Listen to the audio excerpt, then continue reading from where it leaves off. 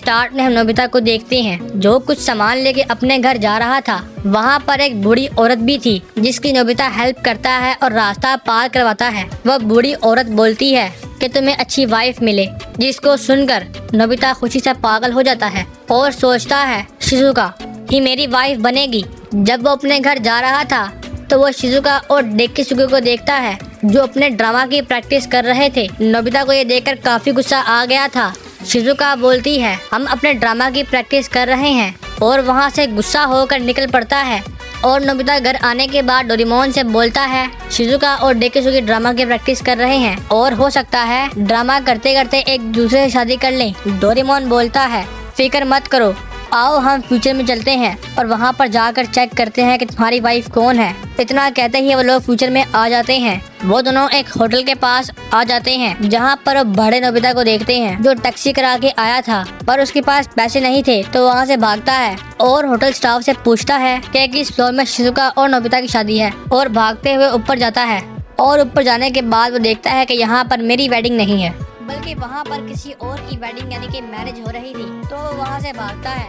वहाँ की मैनेजर बोलती है कि शिजुका और नोबिता की शादी कल है। ये सुनकर नोबिता शर्माता है और बाहर की तरफ निकलता है। तभी भागता हुआ टैक्सी ड्राइवर आता है और टैक्सी के पैसे मांगता है। नोबिता के पास कोई पैसे ना थे। वो ड्राइवर पैसों की भीख मांगता है लेकिन नोबिता के पास पैसे ना थे। फिर हम शिजुका को देखते हैं जो अपनी शादी के कपड़े खरीद रही थी और जब वो बाहर आती है तो वो नोबिता को देखती है।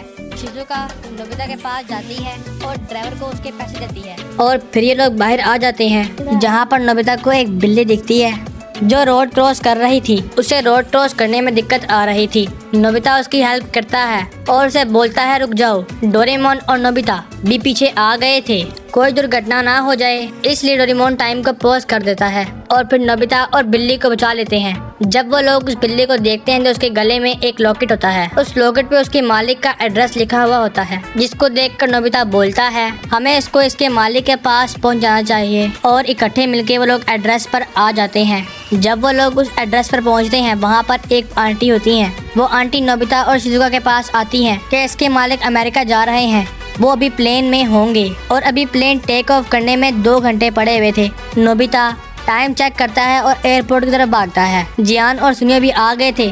नोबिता और शिजुका उनके साथ बैठ जाते हैं और फुल स्पीड में एयरपोर्ट की तरफ बढ़ते हैं उस बिल्ली को उसके मालिक को वापस करने के लिए। डोरेमोन और नोबिता गायब होकर उनका पीछा कर रहे थे। जब वो लोग एयरपोर्ट पर पहुंचते हैं तो वो लोग देखते हैं कि अमेरिका वाला प्लेन टेक ऑफ कर चुका है और अब कोई उम्मीद नहीं है। नोबिता बोलता है मुझे माफ़ करना बिल्ली। शिजुका बोलती है कोई बात नहीं, आज से हम तुम्हारा ध्यान रखेंगे। तभी वो बिल्ली भाग कर एक छोटी बच्ची के पास जाती है। इस बिल्ली का मालिक यही लोग थे। ये लोग भी फ्लाइट के लिए लेट हो गए थे और अब ये लोग काफ़ी खुश थे। शिजुका ये सब देख रही थी और वो उस बच्ची में अपने आप को देखती है जब वो छोटी हुआ करती थी। नोबिता बोलता है चलते हैं। नोबिता यहाँ पे जियान, सुनियो और डेकिसुके के साथ था और ये लोग पार्टी कर रहे थे। ये देख के नोबिता और डोरेमोन शिजुका के घर जाते हैं जहाँ पर शिजुका सैड लग रही थी। उसकी मम्मा आती हैं और उसको एक उपहार देती हैं और उसके पास शिजुका अपने पापा के पास जाती है ताकि उनको गुड नाइट कहे। पापा के पास आने के बाद वो गुड नाइट विश करती है और ये कहने के बाद निकल पड़ती है, लेकिन फिर भाग कर वापस आती है और बोलती है मैं ये शादी नहीं करूँगी। आप सब अकेले पड़ जाएंगे और मैं ऐसा नहीं चाहती। मैंने आपके लिए आज तक कुछ नहीं किया और ना मैं कर पाई। उसके डैड बोलते हैं फिक्र मत करो, तुम्हारा सबसे बड़ा गिफ्ट ये है कि तुमने हम लोगों को खुशी दी है। तुम हर छोटे होने से लेकर तुम्हारे बड़े होने तक तुमने हमें बहुत सारी खुशियाँ दी हैं और ये मेरे लिए बहुत है।